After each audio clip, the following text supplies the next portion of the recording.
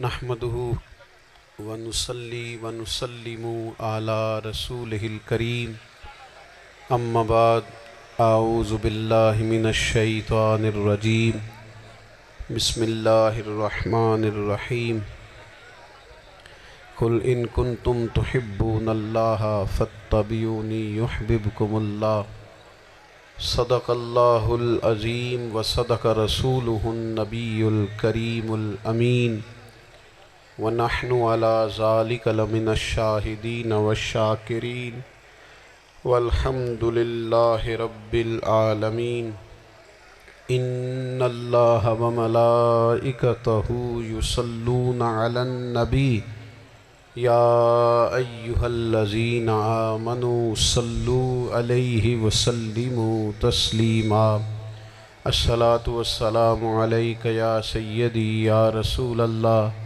وعلى آلک واصحابک یا حبیب اللہ۔ سارے حضرات درود شریف پڑھیے۔ الصلاة والسلام علیک یا نبی وعلى آلک واصحابک یا حبیب اللہ۔ تمام تعریفیں، حمد اور ثنا اللہ تعالیٰ جل مجدہ الکریم کے لیے، درود و سلام نبی اکرم صلی اللہ تعالیٰ علیہ وسلم کی ذات والا صفات کے لیے حمد و صلات کے بعد انتہائی عزت و تکریم کے لائق علماء کرام، مشائخ، سادات، دوستوں، بزرگوں اور بھائیوں، یہ خوبصورت محفل پاک اپنی تمام تر خوبصورتیوں کے ساتھ انعقاد پذیر ہے۔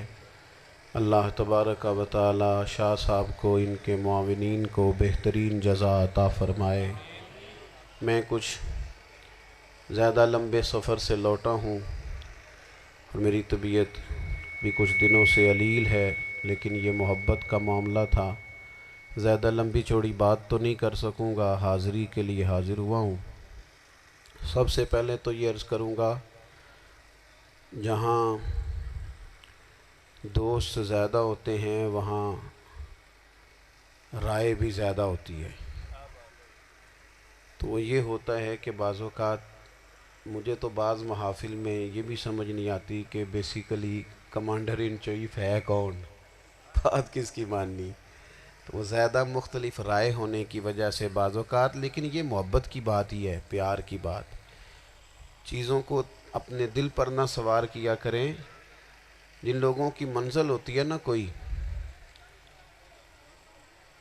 بس کریں جی بول کر نہ ٹھیک کرائیں، اب جو بیٹھ سکتا ہے اسے بیٹھنے دیں۔ یہ جو دوست بول کر دوستوں کو چپ کرا رہے ہیں، یہ مہربانی کریں جی، اب تو عشاء کا وقت قریب ہے، بس چھوڑ دیں دوستوں کو۔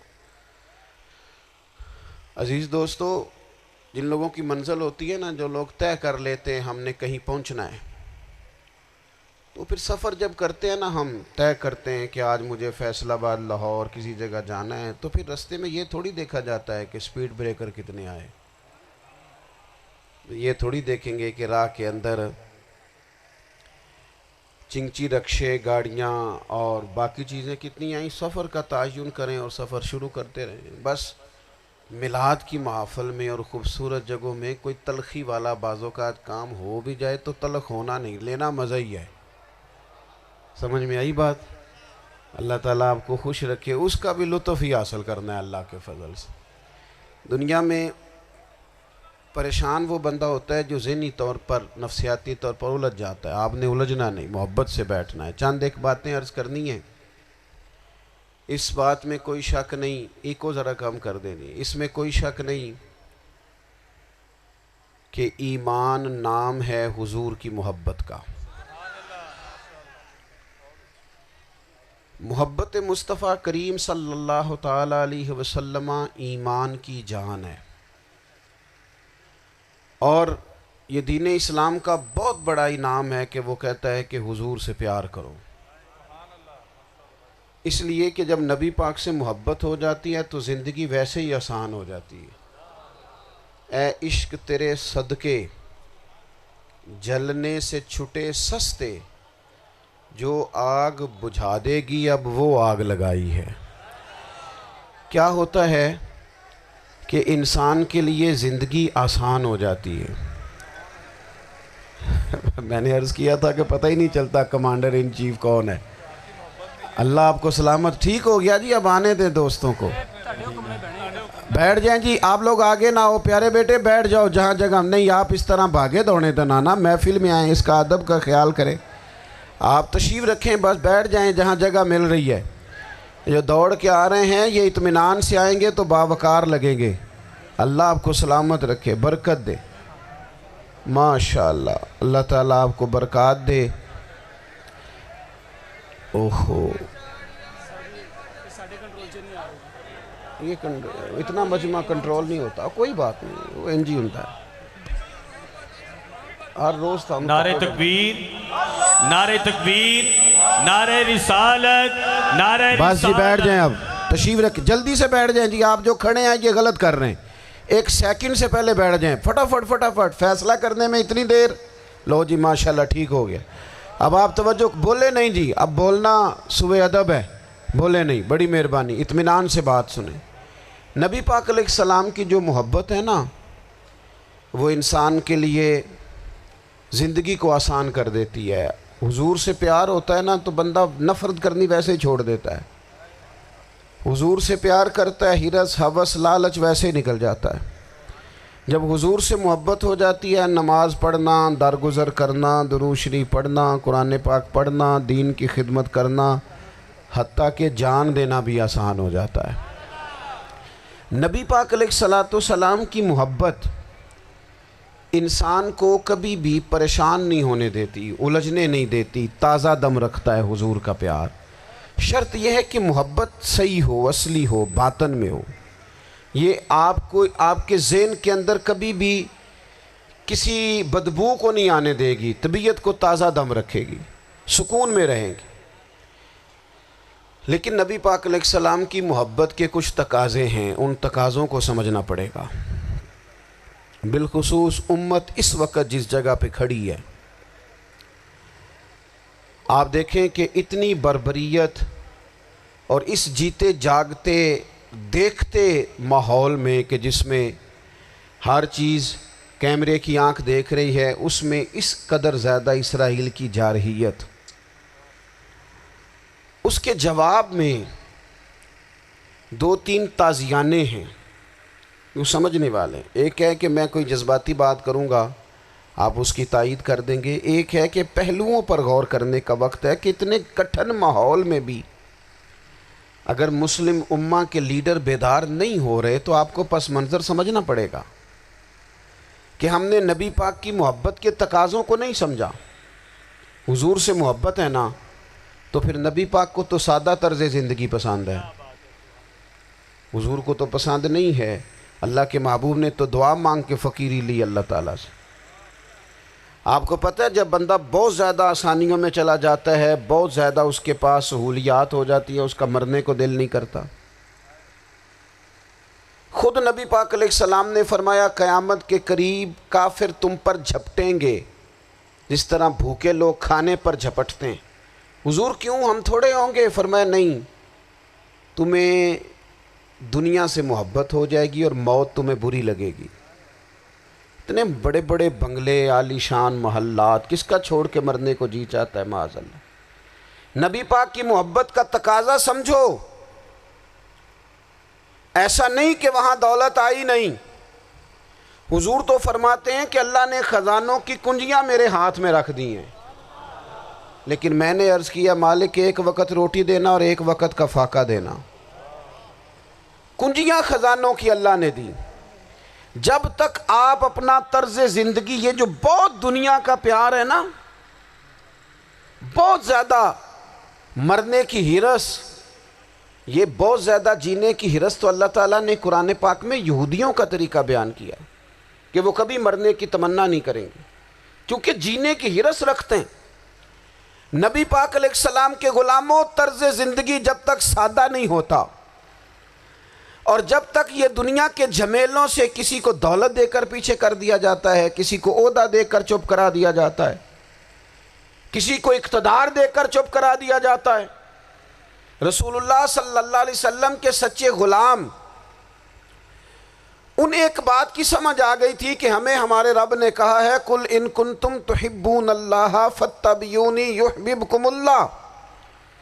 اے محبوب آپ ان سے فرما دیں اگر رب سے محبت کرنا چاہتے ہیں تو آپ کی پیروی کریں، اللہ خود ان سے محبت فرمائے گا جب رب بھی ان کا ہو جائے گا، جب رب بھی ان کا کی محمد سے وفا تو نے تو ہم یہ جہاں چیز ہے کیا، یہ لوح و قلم تیرے ہیں، اس کا کیا مطلب ہوا؟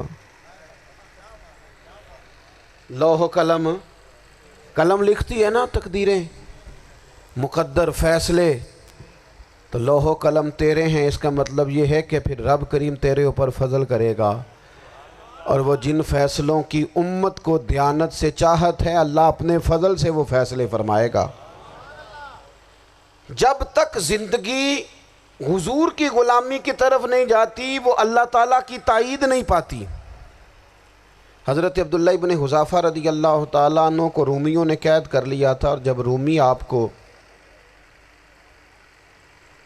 قید کر رہے تھے، پکڑ رہے تھے، جنگ میں کچھ موڑ ایسا آ گیا کہ بظاہر مسلمانوں کے قدم پیچھے ہٹ رہے تھے، تو 1000 آدمی نے 100 آدمی نے مل کے آپ کے گرد گھیرا ڈالا اور بڑی مشکل سے آپ کو گرفتار کیا۔ جب بادشاہ کے سامنے لے گئے نا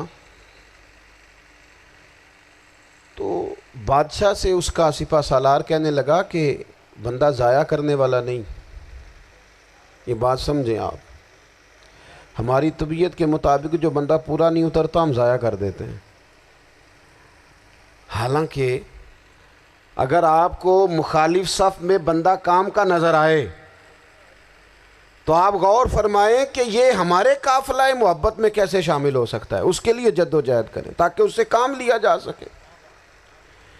اس نے کہا روم کے بادشاہ نے بندہ ضائع کرنے والا نہیں، وزیر نے کہا بادشاہ سے، اس نے کہا کیا کریں، کچھ ایسا کریں کہ یہ معاذ اللہ ہمارے دین میں آ جائے، اور قرآن مجید نے واضح کہہ دیا ہے کہ یہودی اور عیسائی تم سے راضی نہیں ہو سکتے حتی تتبع ملتہم، جب تک کہ تم ان کے دین کی پیروی نہ کرو، ان کو کسی طریقے سے معاذ اللہ عیسائی بنایا جائے۔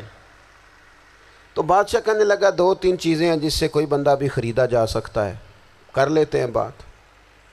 اس نے سب سے پہلے حضرت عبداللہ ابن حذافہ سے کہا کہ جتنے پیسے آپ کہیں گے آپ کو ملیں گے، آپ اس دین میں آ جائیں معاذ اللہ۔ تو حضرت عبداللہ ابن حذافہ نا، کچھ لوگ بڑے سیانے ہوتے ہیں، بردبار ہوتے ہیں، بعض باتوں پر غصہ نہیں کرتے، ہنستے ہیں۔ حضرت عبداللہ ابن حذافہ ہنس پڑے، فرمانے لگے تجھے کس نے بادشاہ بنایا، تو بڑا بیوقوف آدمی ہے۔ اس نے کہا کیا مطلب؟ فرمانے لگے نادان میں تو تلوار لے کے میدان میں آیا ہوں، مجھے دولت کمانی ہوتی میں تجارت کرتا، میں تجارت نہیں کر رہا، میں تو شہادت کے لیے نکلا ہوا ہوں، اور تو مجھے کہہ رہا ہے پیسے لے لے، کو عقل کی بات کر۔ اس نے دوسری بات کی،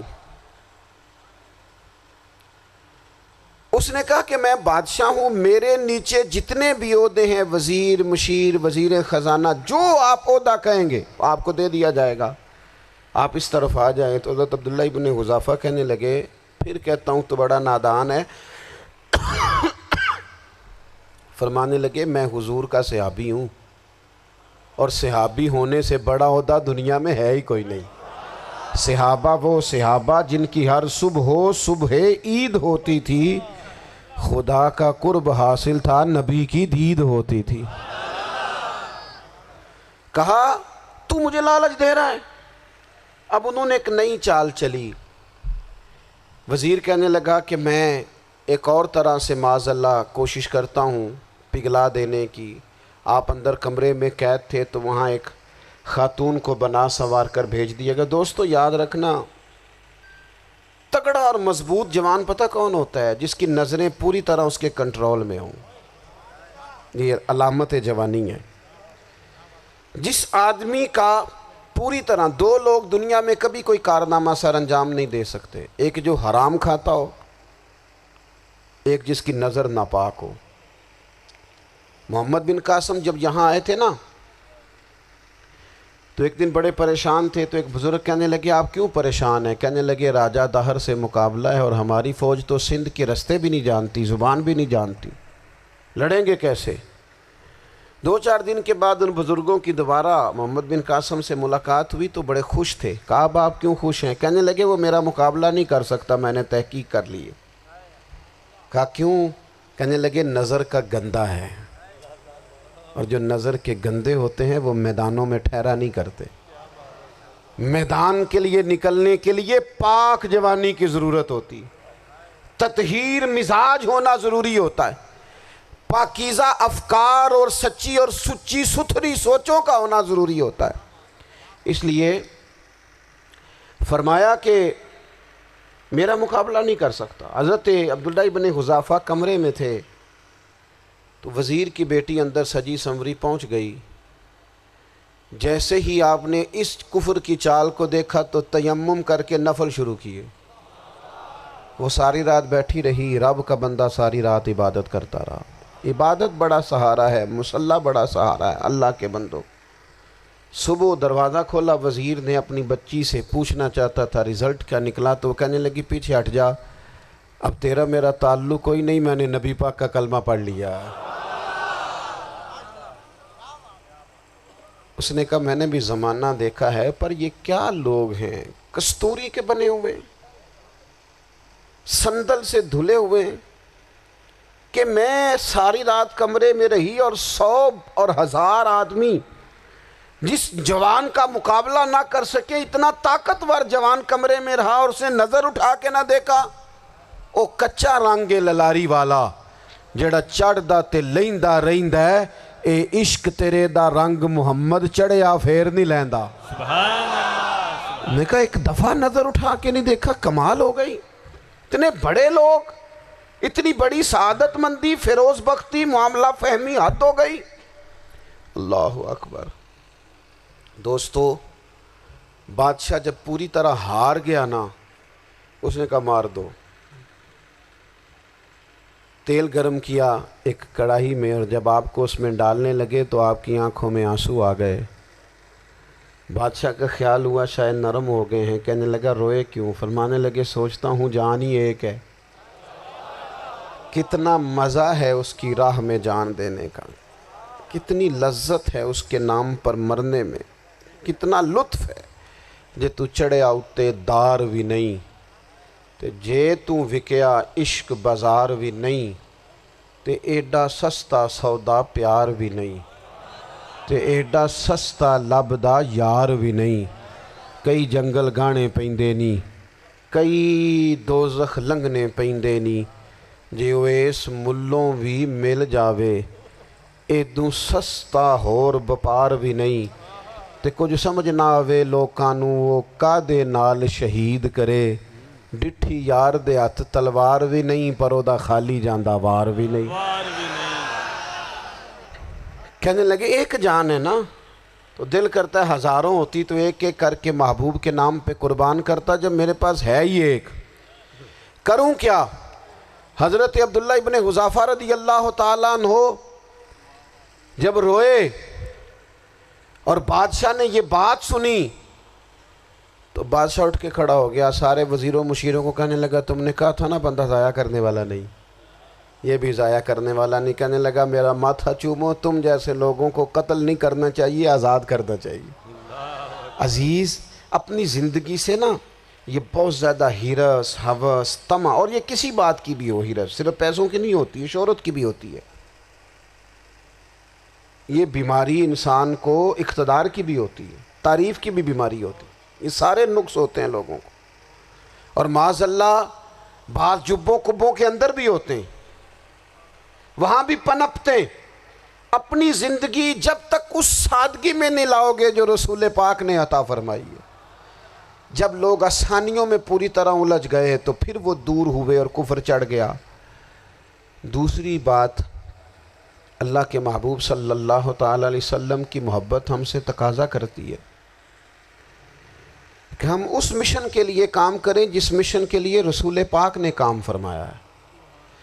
ہم سارے کام بڑے مضبوطی سے، سوچ سمجھ کے، تدبر سے، حکمت سے، تقاضوں کو مد نظر رکھتے ہوئے کرتے ہیں سارے کام۔ دین کے کام میں ہمارا مزاج نہیں ہوتا، او ہو جائے گا جی، آپ بسم اللہ پڑھیں جی، شروع کریں جی۔ آپ تقاضوں کو سمجھیں، چیزوں کو دبائیں نہیں، چیزوں پر غور کریں۔ کسی کے ذہن کی سطح پر سوال ابھرتا ہے، اس کا تسلی بخش جواب دیں۔ اپنی زندگی میں دین کے کام کے لیے اپنے آپ کو وقف کریں. اور دین کے کام کے بہت سارے پہلو ہیں. ہزاروں لوگوں کو قرآن پاک ٹھیک پڑھنا نہیں آتا. ہزارہا لوگ ہیں جو قرآن مجید کے مطالب سے آگاہ نہیں ہیں. دین کی بنیادی ضروریات سے لوگ نابلد ہیں.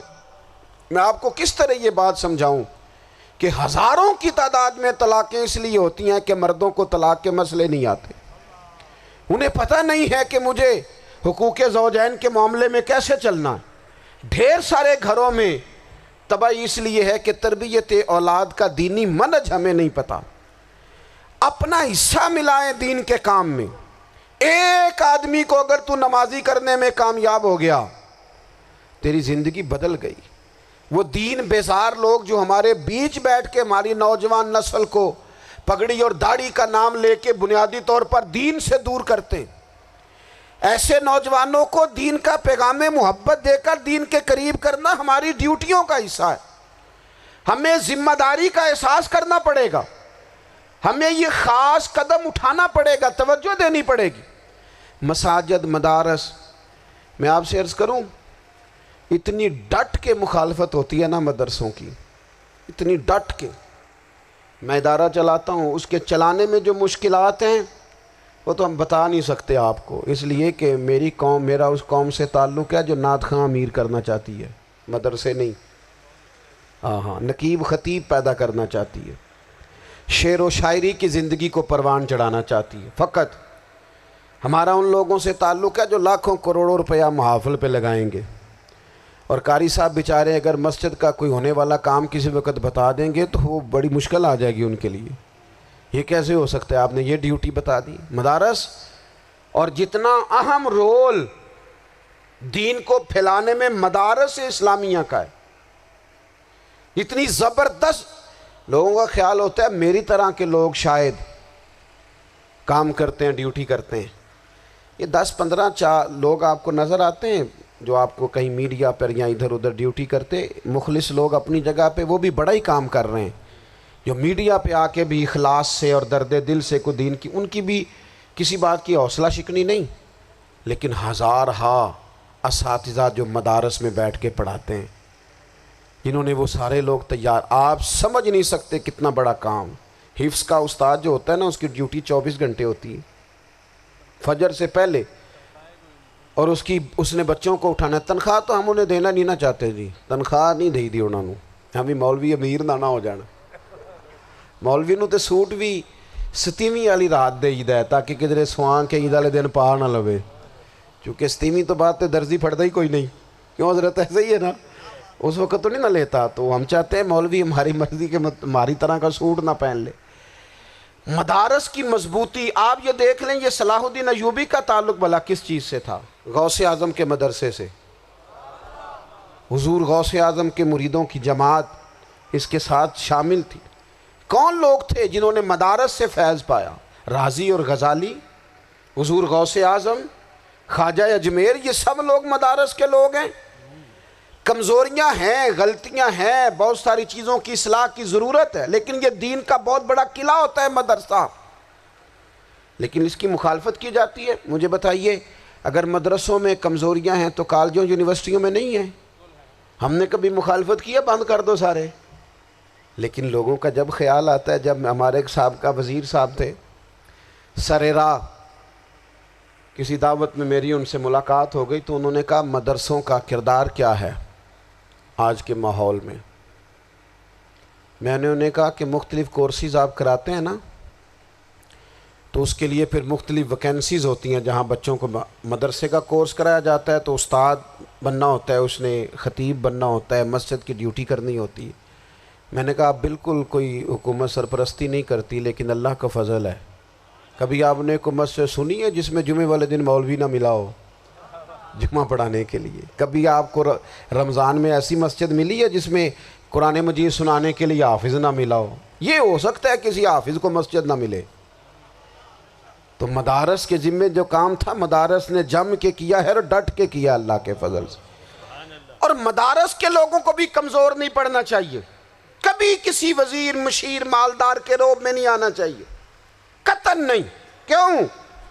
کہ یہ وہ عظیم لوگ ہیں رسول اللہ صلی اللہ علیہ وسلم کے دین کے غلام کہ ابھی ایک لفظ نہیں پڑھا ہوتا الف با تا سا، پہلے دن گھر سے نکلتے ہیں تو حضور فرماتے ہیں اللہ کے فرشتے ان کے پیروں کے نیچے پر بچھا بھی دیتے ہیں، پہلے دن اتنا بڑا اعزاز ملتا ہے۔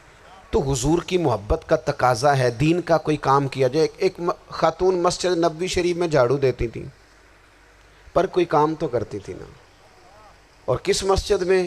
جہاں 70,000 فرشتے صبح آتے ہیں 70 شام آتے ہیں، اس مسجد میں وہ خاتون جھاڑو دیتی تھی۔ بخاری ہے، جب ان کا انتقال ہو گیا صحابہ نے سوچا کہ حضور کو تکلیف ہوگی، بغیر بتائے جنازہ پڑھ دیا۔ حضور صبح تشریف لائے، تازی قبر دیکھی، اور محبوب وہ ہیں جو فرش پہ کھڑے ہو کے عرش کی خبریں دیتے ہیں۔ نبی پاک علیہ الصلوۃ والسلام نے فرمایا کہ مجھے اطلاع کیوں نہیں دی اس کے انتقال کی؟ یہ کرم دیکھو، کوئی ڈیوٹی تو کرتی تھی نا یار، پر خلوص سے، پر پیار سے، پر اللہ کو راضی کرنے کے لیے، پر درد دل سے۔ اور دین کی ڈیوٹیاں کرنے والے دوستو سنو، حضور صبح آئے، قبر کو دیکھ کر فرمایا مجھے کیوں نہیں بتایا؟ یا رسول اللہ آپ کو تکلیف دینا مناسب نہ جانا؟ تو قبر پہ کھڑے ہو کے حضور نے فرمایا صف بناؤ میں دوبارہ جنازہ پڑھاؤں گا، صف بناؤ میں دوبارہ جنازہ پڑھاؤں گا۔ کوئی ڈیوٹی تو۔ تیسرا تقاضا حضور کی محبت کا، سمجھو میں بس بڑی جلدی بات سمیٹنے لگا ہوں۔ حضور کی امت سے پیار کرو، یہ نبی پاک کی محبت کا تقاضا ہے۔ حضور اس بندے سے بڑے راضی ہوتے ہیں جو حضور کی امت سے پیار کرتا ہے۔ آپ کو پتہ ہے حضرت جبریل امین علیہ السلام نے معراج کی رات حضور علیہ الصلوۃ والسلام سے عرض کی تھی کہ اللہ کی بارگاہ میں عرض کیجئے گا میری بھی ڈیوٹی لگ جائے آپ کی امت کے ساتھ محبت کرنے پر۔ تو یہ کیوں کہا تھا انہوں نے؟ علماء نے لکھا اس لیے کہا تھا کہ حضرت جبریل بھی جانتے ہیں کہ حضور کی امت سے محبت کی بات کی جائے نا تو نبی پاک راضی ہوتے ہیں۔ امت سے پیار کرو گے نا، امت سے ایک صرف بات کا خیال رکھنا، عقیدہ برا ہو تو بات دوسری ہے، ورنہ میرے محبوب کی امت کا ایک ایک شخص جو مدینے والے کا کلمہ پڑھتا ہے، جو حضور کا غلام ہے، اس کے بارے میں اپنے دل میں گنجائش رکھنا، پیار رکھنا، وارفتگی رکھنا۔ اور دوستو یہاں لوگ کس کس طرح گروہوں کو، جماعتوں کو سپورٹ کرتے ہیں۔ نبی پاک نے اس امت کی کثرت پر فخر بیان کیا، اور حضور فرمانے لگے 120 صفیں جنتیوں کی ہوں گی، قیامت میں 80 صفیں صرف میری امت کی ہوں گی، میں کثرت امت پر فخر کروں گا۔ ان لوگوں سے پیار کرنا ہے، ان کے دکھ درد کو سمجھنا ہے۔ پتہ ہے آج کیا ہوتا ہے؟ آج ہمیں نا مختلف چھوٹے چھوٹے ملکوں میں بانٹ دیا گیا، تو ہم کسی دوسرے مسلمان بھائی کا درد نہیں محسوس کرتے، ہم گھروں میں نہیں محسوس کرتے۔ پڑوسی پر ظلم ہو رہا ہو تو ہم کہنے پتر ساڈا نہیں مسئلہ، یہ مسئلہ ہے، تینوں کی لگے۔ حالانکہ پڑوسی کی آگ اس لیے بھی کسی وقت بجھا دینی چاہیے کہ پڑوسی کی نہ بجھائی جائے تو اپنا گھر بھی زاد میں آ جاتا۔ آج امت مسلمہ سے ہمیں بس لگا دیا گیا اپنے حصے کی روٹی کماؤ، اپنے حصے کی کوٹھی بناؤ، اپنے حصے کی گاڑی خریدو، اپنے حصے کا کام کرو۔ امت کا درد، امت کی بات، وحدت امت کا تصور، امت کا دوبارہ سے وہ شان ارسل رسولہ بالہدی ودین الحق لیظہرہ علی الدین کلہ، وہ تصور کب ہوگا؟ اس وقت ہوگا جب ہم بات امت کی کریں گے۔ نبی پاک علیہ السلام نے فرمایا مسلمان کی مثال ایک جسم کی طرح ہے، جسم کے ایک حصے کو تکلیف ہو تو سارا آزمائش میں آ جاتا ہے۔ مجھے بتاؤ یہ انگلی درد کرتی ہو، یہ انگلی جسم کا حصہ ہے نا، تو میرا خیال ہے دماغ یہ کہہ دے گا کہ انگلی کی درد ہے نا منو کی لگے، دل کہہ دے گا کوئی نہیں ٹینشن لینے انگلی کا مسئلہ ہے نا۔ ایسا نہیں ہوتا، بلکہ جب انگلی میں درد ہوتی ہے تو دماغ منصوبہ بندی کرتا ہے کہ اس کا علاج کیسے ہو سکتا ہے، دل پریشان ہوتا ہے، پیر چل کے جاتے ہیں، ہاتھ وہ دوائی وصول کرتے ہیں، دانت اسے چبا کر، حلق اسے نگل کر، معدہ اسے ذخیرہ کر کے جسم میں پھیلاتا ہے، پھر جا کے انگلی شفا پذیر ہوتی ہے۔ ایک حصے کو درد ہو تو سارا حصہ کام پہ لگ جاتا ہے۔ اسرائیل اگر تکلیف دے رہا ہے فلسطینیوں کو تو ہونا چاہیے تھا نا بعض مسلمان حکمرانوں کو نیند نہ آتی، وہ درد دل محسوس کرتے۔ ہونا چاہیے تھا نا کہ بعض لوگ یہاں ہم کیا کرتے ہیں بھلا بیٹھ کے، اب تو مجھے بعض چیزوں سے کوفت بھی ہونے لگا، ہم دیتے ہیں بیان مذمت۔ آپ کے بیان دینے سے کیا ہوگا؟ فلانے نے بھی بیان دے دیا، فلانے نے بھی کلپ دے دیا، یہ کیا کر رہے ہیں؟ یہ تو آپ زندہ رہنا چاہتے ہیں۔ وہ جس طرح آج کل ہمارے ہاں بہت ساری چونکہ جماعتیں ہیں تو کشمیر ڈے آتا ہے نا تو مل کے ریلی نہیں نکالی جا سکتی، سوال نہیں پیدا ہوتا، کیونکہ ہمیں جماعتوں کو زندہ رکھنا ہے۔ اس جماعت کی خبر الگ لگنی چاہیے، اس جماعت کی خبر الگ، تو ایسے کوئی انقلاب آئے گا؟ یاد رکھنا امت کو پوری کو ایک طاقتور آواز بننا پڑے گا، ہمیں تھوڑا تھوڑا اوپر اٹھ کے سوچنا پڑے گا۔ خدا را اللہ تعالیٰ مجھے معاف کرے اگر کوئی بات میں سطحی کر رہا ہوں، دل کی گہرائی سے عرض کرتا ہوں اب تو بڑا سخت وقت آ گیا۔ اب چونکہ اب تو کیمرے کی آنکھ آئی ہے تو وہ زخمی بچے دیکھے نہیں جاتے، وہ تڑپتی مائیں دیکھی نہیں جاتی، وہ سسکتی اور آواز دیتی بیٹیاں سنی نہیں جاتی۔ وہ آوازیں ایسی ہیں جیسے وہ رات کے سناٹوں میں چیخیں بن کے لوگوں کو جگایا کریں گی۔ خدا را کچھ جرم ایسے ہوتے ہیں جن کی سزائیں بڑی سخت ہوتی ہیں، جن کی معافی بڑی مشکل سے ہوتی۔ اپنے اندر جذبہ ایمانی پیدا کریں۔ اور میرے دوستو بستر پر بھی تو لوگ ماری جایا کرتے ہیں نا۔ اپنی زندگی رسول اللہ صلی اللہ علیہ وسلم کے دین کے نام کرو، جذبہ جہاد، شوق شہادت اور عشق رسول، یہ عناصر ہیں جو امت مسلمہ کو پیروں پر کھڑا کریں گے۔ 2 منٹ کے لیے سوچو، امت اگر اسی طرح کٹتی رہی، پریشان رہی، دکھتی رہی اور باری باری کر کے، اقبال نے کیا کہا تھا؟ اس نے کہا تھا وطنوں میں، انہوں نے کہا تھا کہ ان تازہ خداؤں میں بڑا سب سے وطن ہے، جو پیرہن اس کا ہے وہ مذہب کا کفن ہے۔ تو اقبال ہم کیا کریں؟ کہنے لگے بازو تیرا توحید کی قوت سے قوی ہے، اسلام تیرا دیس ہے، کیونکہ تو مصطفی ہے۔ تو بحیثیت مسلمان سوچنا شروع کر، بحیثیت مسلمان، اور یوں تو سید بھی ہو، مرزا بھی ہو، افغان بھی ہو، تم سبھی کچھ ہو، بتاؤ کہ مسلمان بھی ہو۔ تمہارے اندر کہیں سے کوئی مومن بھی بولتا ہے کہ نہیں؟ علاقائی تعصبات اور ملکی سرحدوں میں قید ہو جانے والوں، تم ایک نبی کی امت ہو۔ کیوں نہیں سمجھتے کہ جب کشمیر کی بیٹی روتی ہے تو مدینے والے محبوب پاک علیہ السلام کی امت کی بیٹی روتی ہے، جب فلسطین کی بیٹی روتی ہے تو امت کی بیٹیاں روتی۔ خدا را کچھ درد دل اپنی طبیعت میں پیدا کریں۔ میں حکمرانوں کی بات نہیں کرتا، میں تو عام لوگوں سے ایسے تبصرے سنتا ہوں جو نہیں کرنے چاہیے۔ وہ نہیں جی نہیں، دوسرا رخ بھی دیکھو، عام آدمی اٹھ کے، عام لوگ بھی یہ خطرناک سوچیں اور ان سے خوفناک نتائج برآمد ہوں گے۔ تو 3 باتیں میں نے آپ کی خدمت میں عرض کی ہیں۔ ایک تو کوشش کریں اپنی زندگی کے اندر کہ زندگی کو سادہ کریں، پیسہ ضرور کمائیں لیکن پیسے سے پیار نہ کرو، پیار تو مدینے والے رسول سے کرنا۔ دولتیں، ہرس، ہوس، طمع، ان سے باہر آؤ۔ اور دوسری گزارش آپ کی خدمت میں یہ عرض کی ہے، کچھ نہ کچھ دین کا کام، اور اس میں بھی شہرتوں سے بچتے ہوئے، تصویروں سے بچتے ہوئے۔ میں ہر محفل میں شاید کہتا ہوں میری فوٹو آ رہی ہے اور لائیو آ رہا ہے اور فلاں ہو رہا ہے، لیکن اس محفل کا خوبصورت انسان وہ ہے جو سب سے پیچھے بیٹھا ہے، وہ کسی فوٹو کے لیے نہیں آیا۔ اور میں ڈھیر سارے لوگ دیکھ رہا ہوں، یہ جو آگے بیٹھ جاتے ہیں بعض اوقات 5 7 10 لوگ، یہ بڑی تصویر سازی کرتے ہیں، لیکن جو پیچھے بیٹھے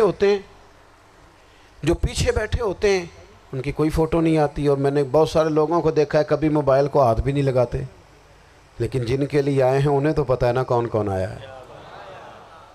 اور کچھ دین کے لیے کریں۔ اور تیسری گزارش آپ کی خدمت میں یہ ہے کہ امت بن کر بھی ضرور سوچیں اور امت کے دکھوں کا مداوع بھی کریں، اور امت مسلمہ کا درد بھی اپنے سینے میں ضرور محسوس کریں۔ اللہ تعالی ہماری اس بزم کو